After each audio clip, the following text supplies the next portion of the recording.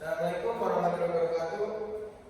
Berdirinya saya di sini ingin membuat video presentasi tentang UAS leadership, yaitu tentang ketika target tinggi mematikan semangat tim, analisis gaya kepemimpinan dan dampaknya terhadap kinerja divisi penjualan PT Maju Bersama. Dengan ada personil dua kelompok, yaitu dengan saya sendiri dan Vino Prasetyo, NIM saya 313 10 dan rekan saya ini Firman Febrian Terkesina, NIM 310498. Oke, pertama, pernahkah kita membayangkan bagaimana rasanya bekerja keras setiap hari, namun merasa usaha kita tidak pernah benar-benar didengar oleh kepemimpinan kita sendiri? Itulah kondisi yang kami temukan dalam studi kasus yang akan kami bahas hari ini. Judul analisis kami adalah ketika target tinggi mematikan semangat sistem. Selanjutnya, yang pertama ada ringkasan studi kasus, gambaran situasi defisit penjualan dan gaya kepemimpinan Bapak Andi, dan yang kedua ada akar masalah mengenai sumber utama penggunaan kinerja dan motivasi tim. Yang ketiga adalah evaluasi gaya kepemimpinan, menilai ketepatan pendukung Bapak Andi terhadap kondisi tim saat ini. Dan yang keempat ada dampak terhadap kinerja beberapa sistem dan perasaan tim, menghubungkan pada kepemimpinan dengan hasil evaluasi serta sisi emosional anggota tim. Dan yang kelima ada teori leadership dan solusi, kerangka teori yang merelakan beserta langkah perbaikan yang kami tawarkan. Dan terakhir ada kesimpulan atau intisar temuan serta rekomendasi akhir bagi pemimpin tim. Dan yang selanjutnya ada slide 10 tahun memimpin kini performa menurun. Bapak Andi telah memimpin divisi penjualan PT Maju Bersama selama hampir 1 dekade. Kinerja divisi yang dahulu cukup stabil ini menurut target perusahaan hanya mencapai sekitar 75%. Justru di saat perusahaan sedang berkembang, survei internal mengungkap akar persoalan yang lebih dalam. Semangat kerja karyawan menurun. Sebagai tim merasa atasan hanya berorientasi pada angka, tidak didengarkan, dan takut dianggap tidak kompeten. Di sisi lain, Bapak Andi yakin pendekatan target tinggi dan tekanan kerja adalah cara membentuk tim yang solid. Di sinilah kami melihat dua sudut pandang yang saling bertolak belakang. Tim merasa tidak didengar dan tertekan, sementara Bapak Andi melihat tekanan sebagai bentuk pembinaan. Selanjutnya bukan sekedar soal angka penjualan. Ada beberapa bagian, ada 4. Yang pertama, kepemimpinan yang terlalu fokus pada hasil. Orientasi kerja hanya diukur dari pencapaian angka tanpa memperhatikan proses dan kondisi tim yang menjalankannya. Dan yang kedua ada komunikasi setara. Aspirasi dan keluhan tim tidak tersalurkan secara efektif sehingga muncul perasaan tidak didengar dari pihak karyawan. Dan yang ketiga ada iklim kerja yang menekan. Rasa takut dianggap tidak mampu membuat karyawan bekerja karena terpaksa, bukan karena benar-benar termotivasi dari dalam diri mereka. Dan yang terakhir ada kesenjangan persepsi antara pemimpin dan tim. Apa yang dianggap Bapak Andi sebagai tuntutan yang wajar justru dirasakan oleh tim sebagai tekanan yang berlebihan. Keempat akar masalah ini yang menjadi dasar analisis yang kami selanjutnya. Apakah pendekatan Bapak Andi sudah tepat? Gaya kepemimpinan Bapak Andi condong pada pendekatan transaksional atau berorientasi pada target, hasil, dan kepatuhan terhadap standar kerja. Pendekatan ini efektif pada situasi stabil, namun kurang tepat ketika tim sedang kehilangan motivasi dan butuh rasa perhatian. Mari kita bandingkan pendekatan Bapak Andi saat ini menekankan target tinggi sebagai standar utama. Keberhasilan menjadikan tekanan kerja sebagai alat membentuk solidaritas tim dan minim ruang dialog dua arah dengan anggota tim. Sementara itu kebutuhan tim Justru berbeda, mereka ingin merasa didengar dan dilibatkan dalam pengambilan keputusan, membutuhkan dukungan emosional, bukan hanya tuntutan hasil, dan mencari rasa aman psikologis agar berani menyampaikan kendala yang mereka hadapi.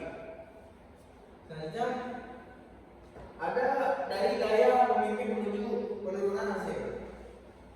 Kepemimpinan yang hanya menekan target tanpa membangun ketertiban emosional tim menciptakan rantai akibat yang berujung pada penurunan performa secara nyata.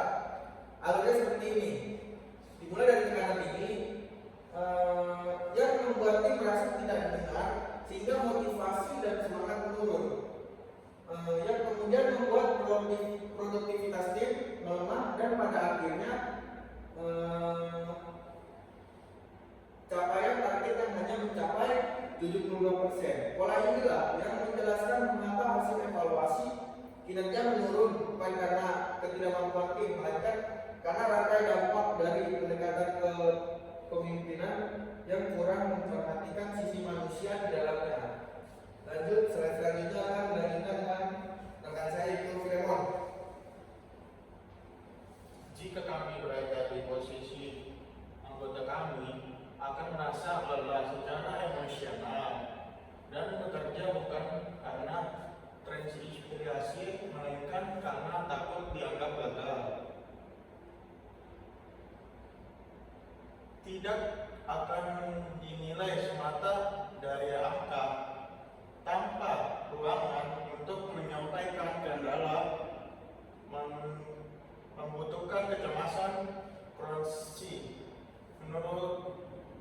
merupakan secara percaya diri dan pada akhirnya membuat karyawan kehilangan rasa memiliki terhadap kerja.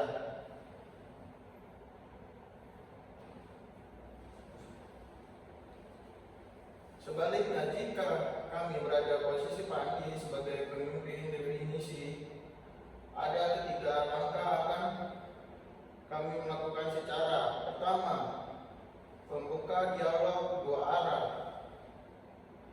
membandingkan sisi urutan untuk mendengarkan langsung kendala dan aspirasi tim, bukan hanya menyampaikan instruksi di atas ke bawah. Kedua, membutuhkan rasa aman fisiologi, menciptakan ruangan kerja di mana kesalahan terhadap pendapat dibicarakan secara terbuka tanpa rasa takut dihakimin atau dianggap tidak mampu.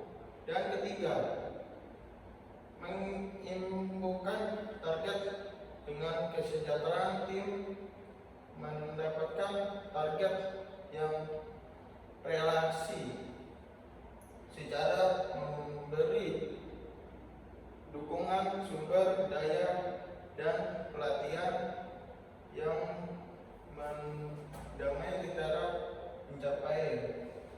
Dan ketiga langkah ini sebenarnya tidak mengalahkan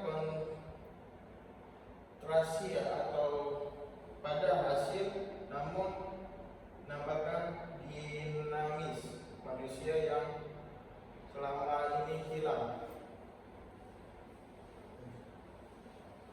Untuk memperkuat aliansi kami, kasus ini paling dapat yang dijelaskan melalui 2 rangka teori atau kepemimpinan saling melengkapi.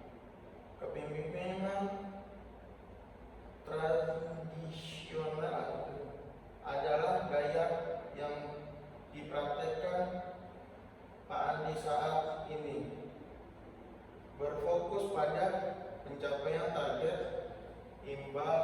imbalan dan kondisi atau kekurangan. Gaya ini aktif dan stabil jika pada pendek, namun perintah menurunkan motivasi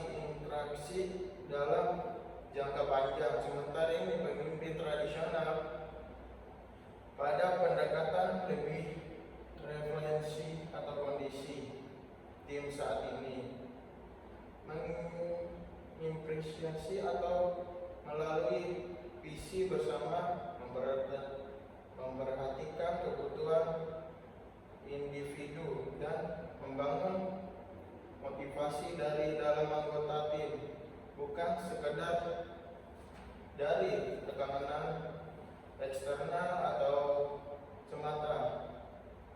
Transaksi atau pendekatan tradisional atau menuju transmosional ini yang akan kami menjadi penimbulan motivasi kinerja definisi penjualan. Sebelumnya menangkap kronologi kami akan menyampaikan suatu refleksi yang menjadi inti dari seluruh analisa kami. Pemimpin lainnya mengerja akan kehilangan tim. Pemimpin membangun manusia akan menemukan angka itu mengikuti dengan sendiri.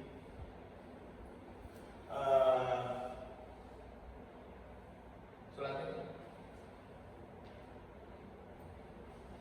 berdasarkan seluruh aliansi atau tersebut, kami merumuskan ketiga rekomendasi konstrik sebagai langkah perkembangan utama.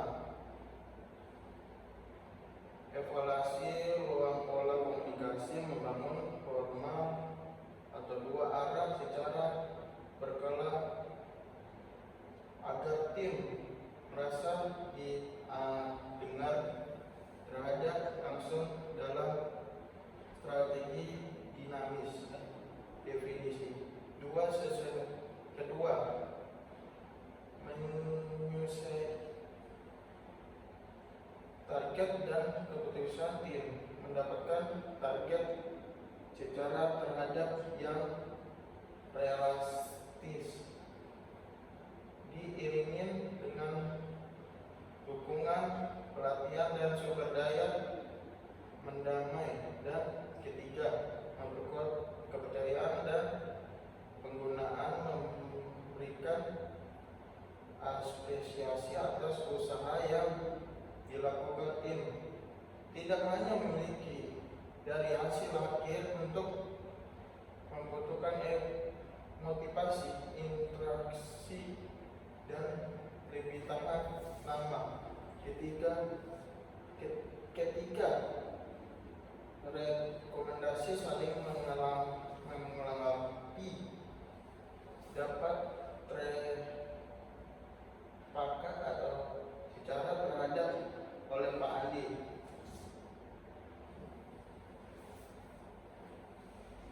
Sampai pada bagian penutupan analisa, izinkan kami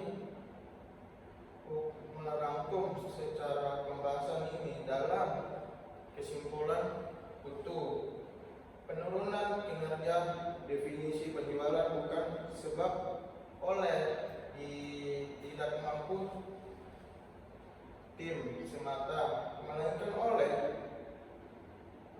kesepanjang antara gaya kepemimpinan transisional Pak Andi dan butuh tim akan mendukung emosional secara terlibatan dalam pengambilan keputusan. Sebagai pesan penutup, kami menegaskan dua hal. Pertama, akan masalah ini terletak pada gaya kepemimpinan dan kepemimpinan semata. Kedua, transaksi menuju kepemimpinan emosional terhadap melakukan motivasi dan kinerja terhadap tim secara berkelanjutan.